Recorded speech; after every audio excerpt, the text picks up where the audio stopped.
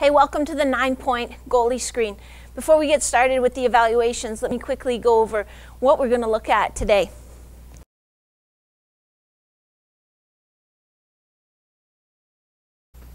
We're going to look at your mobility. So if you can't move, then you can't build strength through a functional range of motion. You can't use your body the way you need to use your body to make those saves. So you may know like what you need to do, where you need to be. You might have all your strategy and your technique down pat, but if your body can't move, then it's impossible to execute. So that's really where we're going to start. And if you fail on any of these tests, then you really have a shaky foundation. It's like buying a house with a big crack in the basement wall. You know, you'd be pretty skeptical and a little nervous that something bad's going to happen down the road. And if you fail on any of these mobility tests that I'm going to show you in a minute, then I think you should be suspicious and worried that something bad might happen in the future in terms of a groin strain or a back injury, something like that. So take them seriously, even though they seem a little bit simple. I think we have 4 different mobility tests, so that's how important it is. That's where the bulk of this screen is going to be, looking at your mobility and your tissue quality. So the first thing we're going to consider in this little self-evaluation is tissue quality. So the reason that we foam roll, you've seen me in other videos doing foam rolling or using the lacrosse ball for what we call self-myofascial release, is because we want to have that nice tissue quality. So this is just going to be a subjective test, and we're just going to, roll in some different areas. So we're going to roll the outside of our thigh, that iliotibial band area, making sure you're getting the borders. And you're just, subjectively feeling, what do I feel? Do I feel knots? Do I feel little really tender points? Is this painful to me? Or does it feel, just kind of nice, like a massage? We'll go over and we'll get the front of our thigh. Again, are there painful knots? Is this uncomfortable to me? Or does it just feel quite nice? So with that subjective evaluation, what we're finding are, do we have knots in our muscle? Are there trigger points? Are there places where our muscles kind of adhere down and it's stiff and it doesn't want to move? And from that, we can tell. So basically a pass is, this actually just feels like a nice massage. It feels good to me. A fail is, wow, that's really uncomfortable, or that's quite uncomfortable, and I feel, areas of knots and trigger points.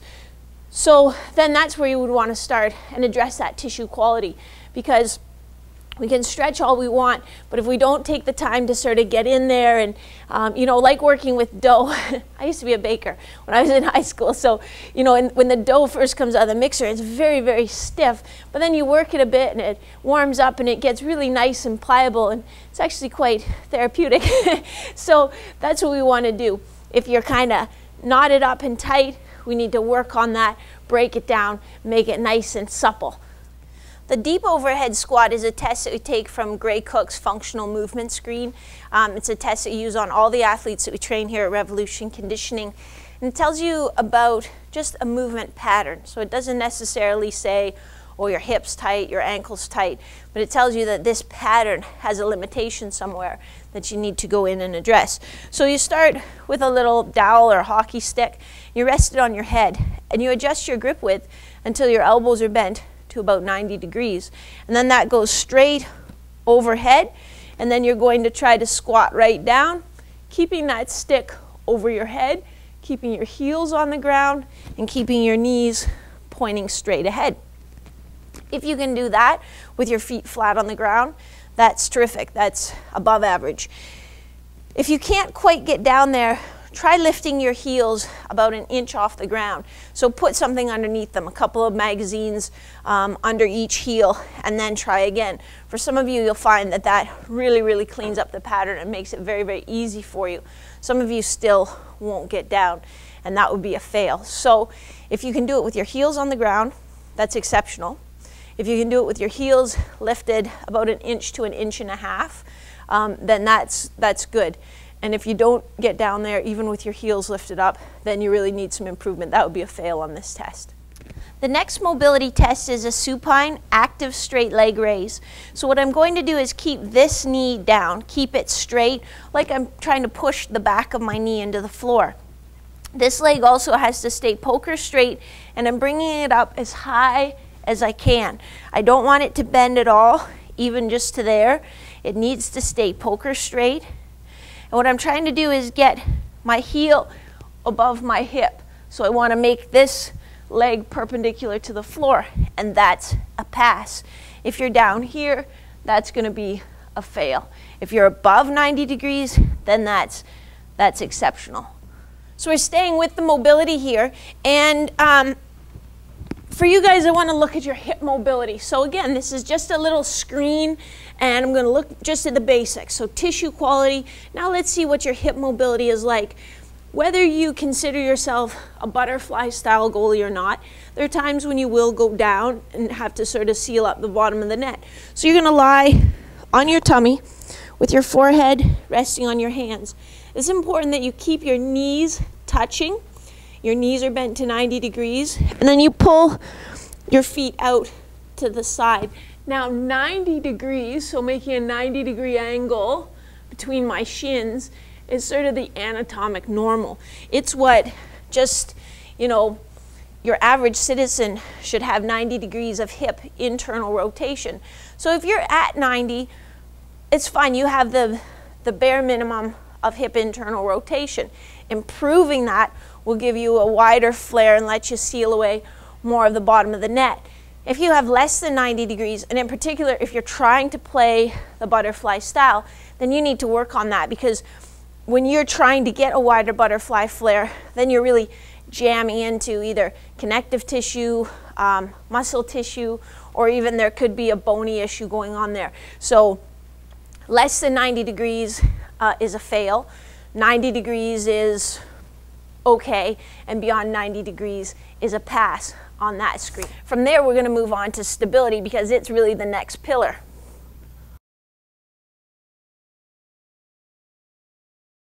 So we'll have one real pure stability screen, and then two of the other stability screens really blend in this element.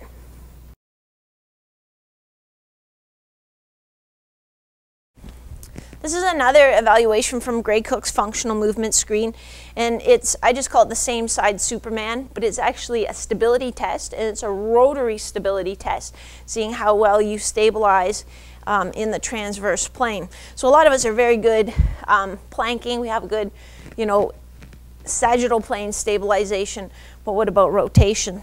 And I've been told by more athletes that this test is impossible, but it's not. I'm going to show you. So I'm going to line myself up on the edge of the mat with my knee and my hand lined up along the edge, so they can't be staggered like that. So find a landmark that helps you line it up evenly. And then we're keeping our hips level, keeping our shoulders square. And we're just extending that knee and arm, or extending the hip and the shoulder. So if you can do 3 of those, keeping nice stabilization, that's a pass. That's very, very good.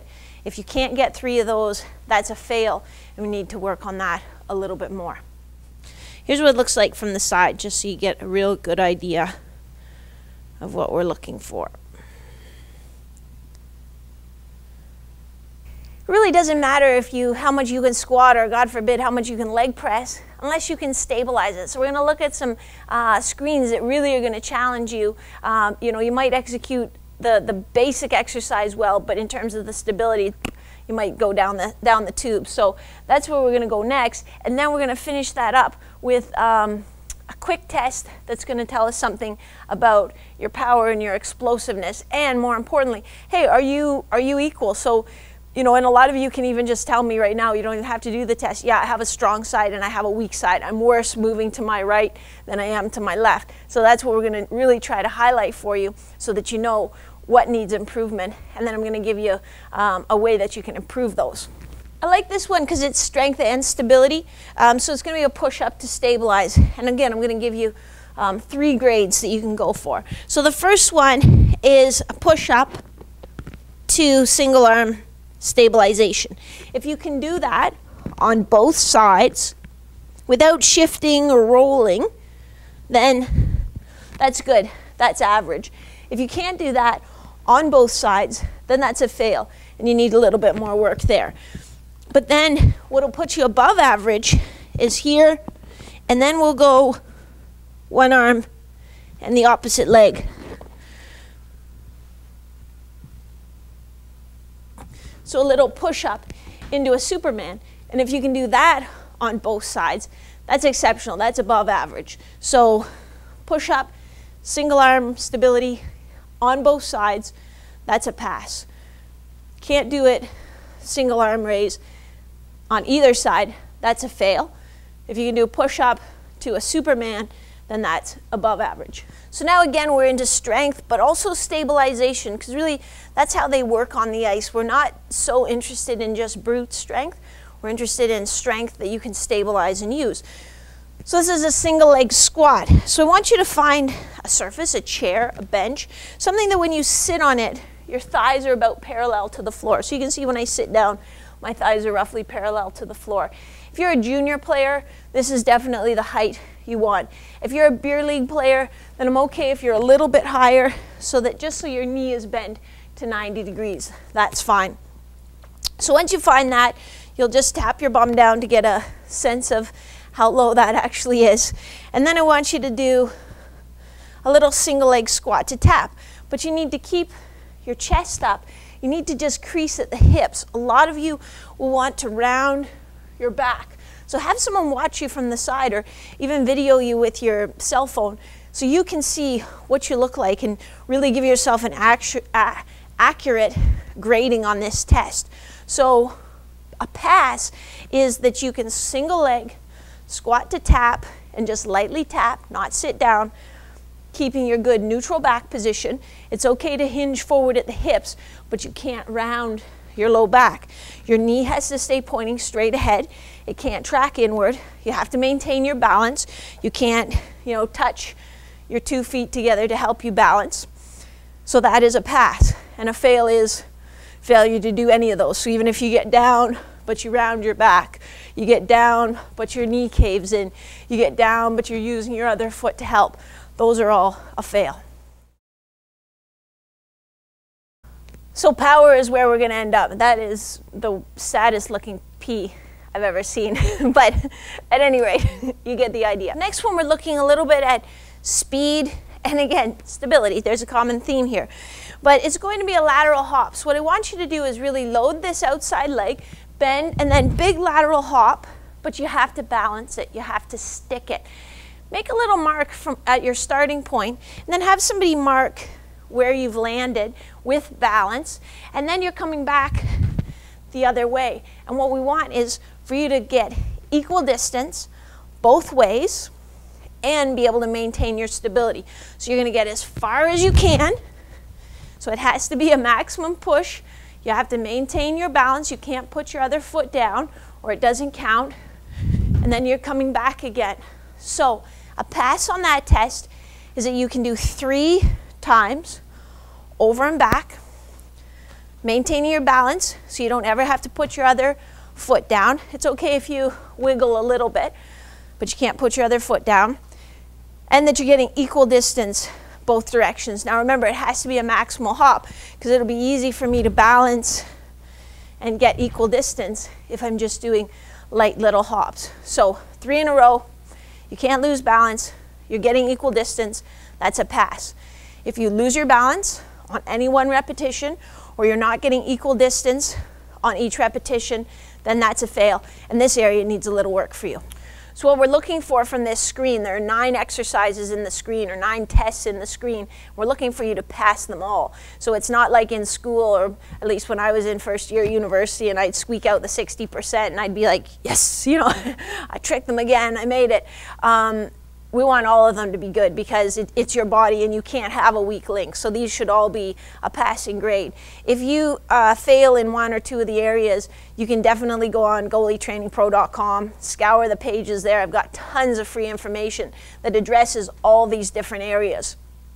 If you don't want to take that sort of hunt and peck approach and you really just want hey, you know what, okay, I see I have some issues, I know I could be a lot better, but I'm not exactly sure what to do, and I want to know exactly what to do, I don't want to take a chance, then definitely check out Ultimate Goalie Training VIP. It's the brand new revised version of Ultimate Goalie Training 2.0. I've redone all the videos, I've revised all the workouts, revised the manuals, and added some new things like a coaching element to help keep you motivated, keep you moving forward, just like my private online clients get.